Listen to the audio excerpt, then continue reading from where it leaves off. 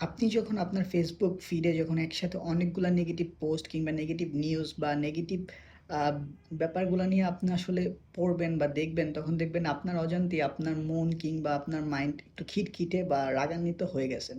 So এটার কারণ হচ্ছে যে নেগেটিভ অরা বা নেগেটিভ থিং ব্যাপারটা যেটা।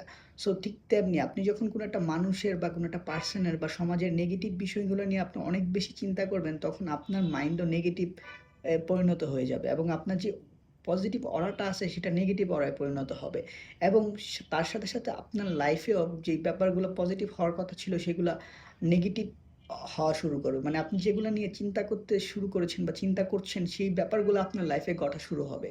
সো এজন্য আমাদের উচিত পজিটিভ থাকা এবং অলওয়েজ ট্রাই করা যে পজিটিভ দিকগুলা নিয়ে চিন্তা করা। তাহলে আমি বিশ্বাস করি যে আমাদের লাইফের বিভিন্ন ব্যাপারগুলো পজিটিভ ঘটবে এবং আমাদের মন এবং মানসিকভাবেও আমরা খুব স্বাচ্ছন্দ্য বোধ করবো এবং আমাদের পজিটিভ কাজগুলা করতে আমরা উৎসাহিত হব।